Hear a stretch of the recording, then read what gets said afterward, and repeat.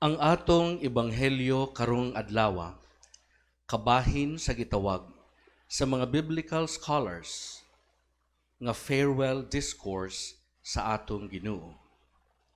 Mga pulong sa pagpanamilit ngadto sa iyang mga tinun-an sa iyang taliabot nga pagbiya kanila. But the catch of today's gospel is not so much in the panamilit, but really as well in the peculiar, unique, and rather surprising moment in Jesus' life. And that is an in-between moment in his life. Ang balintungaan sa iyang pagkabanhaw o sa iyang pagkayab ngadto sa langit. Wala nakasabot ang iyang mga tinun-an sa iyang buot ipasabot o sa unod sa iyang mensahe nga siya manamilit o sa makadiyot mubiya o mubalik ra usab unya.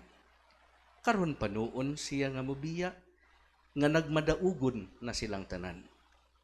Karon panuon nga maoy pagsugod sa pagbuylo sa ilang ministriya. Karon panuon nga taas-taas na ang ilang naabot. Gani, makaingon pa kita nga nagbasa o naminaw sa maong gospel pericope that this must be the height, the pinnacle of the entire life and ministry of our Lord. Apan mga kaigsuunan ko, ang atong Ginoo naghisgot sa lain na usab nga plane, sa lain nga usab nga level sa iyang pagkadiyos. Siya nagahisgot sa pag-abot sa Espiritu Santo nga maoy gasa ug presensya niya sa Ginoo sa Amahan ngadto sa iyang mga tinun-an sa tagsa-tagsa nila ka mga kasing-kasing. It is no surprise nga siguro samot nga nalibog wala nakasabot ang mga tinun-an niining tanan. Who is the Holy Spirit after all? And what does He do for us? Unsa may tabang, unsa may gamit sa Espiritu Santo dinhi kanamo. Unsa may iyang mahikatampo sa daan ng nagdagan og establisado nga ministeryo nga gimugna sa atong Ginoo ug sa taas-taas na nga panahon ilang ginabuhat sa matag adlaw gutlo sa ilang kinabuhi. Holy Mother Church teaches that the Holy Spirit is God Himself. Ginoo mismo ang maglilipay, ang magtatabang, ang tigdasig, ang nagahatag og kalig-on. And this is the most important line sa panahon sa dakong pagsulay, sa panahon sa dakong kasakit. That line nga gikinahanglan nato ang Espiritu Santo not in any other regular, not in any other usual, familiar, routinary, and smooth sailing daily life, but indeed the Holy Spirit is at use the most. Kung atong magamit ang word nga at use, kung nag-atubang kita sa pinakadagko, seemingly insurmountable nga mga kabilinggan o kasakit o kadaot sa kinabuhi. Apan siguro maguna-una ang mga tinun-an ni Jesus sa unsang paagiha. Luwason ba kita niya sa atong presente nga kahimtang? Papason ba niya sa iyang gahum ang atong mga kalisod? Mawala ba sa kalit ang tanan atong mga kabalaka, kahadlok o kaang walay kasiguruhan sa atong kaugmaon? Mga kaigsuunan ko, at this time in our life and the history of civilization, we are confronted as well of a similar, seemingly insurmountable hardship problem that we face, the COVID-19 pandemic. And at this time, we also ask ourselves and even ask God point blank, where are you? And where is the Holy Spirit after all? Asa naman? Asa na ang Ginoo nga nagmadaugon batok sa sala ug sa kamatayon? Asa na ang Ginoo nga mo'y atong gigunitan sa tanan atong mga pangandoy sa kinabuhi?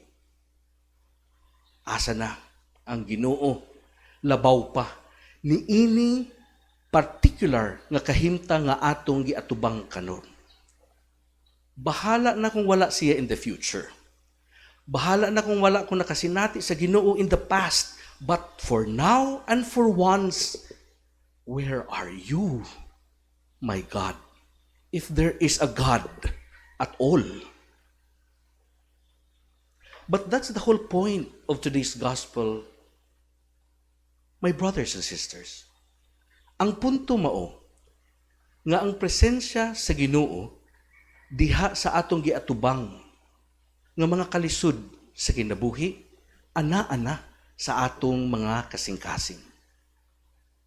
Ang Ginoo diha sa Espiritu Santo nga nagpuyo uban kanato, mauna ang Ginoo nga nagalingkawas kanato, nagalig-on kanato ug naghimo kanato nga maisugon sa pag-atubang, sa pagsagubang ug sa pagtubag sa panginahanglan nato ug sa atong mga kaigsuunan sa pinakalisod nga mga gutlo sa atong kinabuhi.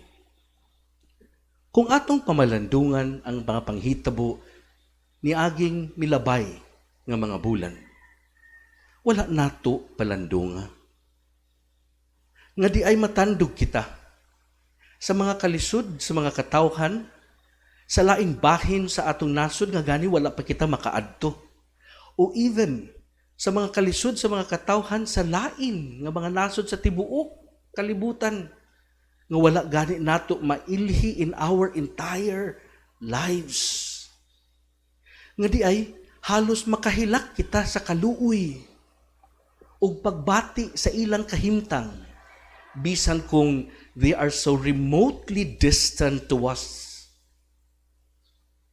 Wala nato palandunga nga ang ato di ay sinsilyo sa atong mga bulsa, ready di ay kita nga mapaambit niini ngadto sa atong mga kauban nga nanginahanglan nga mas nga naglisod pa kay kanato.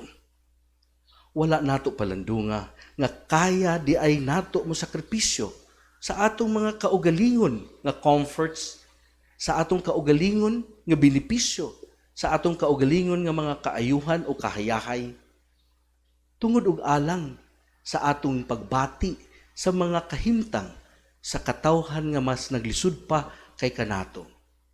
Wala nato palandunga that tricycle drivers matter in our lives.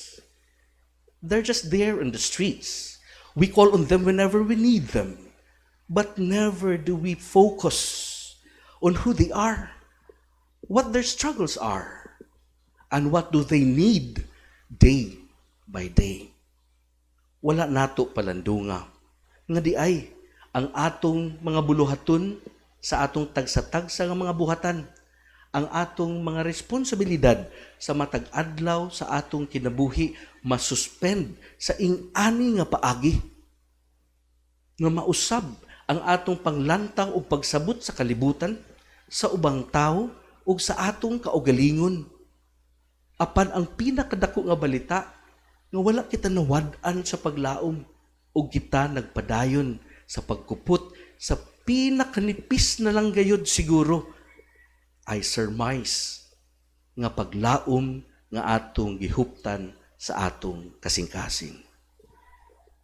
Mga kaigsuunan ko, kana ang Espiritu Santo, kana ang Ginoo nga nagpuyo uban kanato. Nagpadayag sa iyang kaugalingon sa pinakaordinaryo, kasagaran, almost insignificant nga mga butang sa matag adlaw sa atong kinabuhi. But nonetheless, present themselves to be of greatest value. Again, that line, at this particular moment in time, at this particular problem we are facing in human history. Gidapit kita sa atong ebanghelyo o sa atong mga pamalandong o pag-ampo. Sa pagtutok pagayod, diha sa pinakamaayo nga mga butang sulod sa atong mga kasing-kasing. Sa pagpugos, sa pagtanaw, sa pinakapino nga mga desires and longings, sa pinaka-obscure and almost unnoticeable nga mga panglantaw sa maayo, taliwala sa kangitngit ug sa kakulang ug sa pagkawala sa paglaom sa atong taliwala. Kay kana ug diha kita gipangita sa Ginoo. Ug diha sa iyang presensya sa tag-sa-tag sa kanato, magpabilin siya nga masinati nato mismo ug sa atong mga isig katao, ilabi na ang mga nanginahanglan. As we look around more and more, and probably shed a tear for every deplorable human predicament we could ever see on TV or read on the news. Let us also look into our hearts and see God. And let God be present among us. Amen.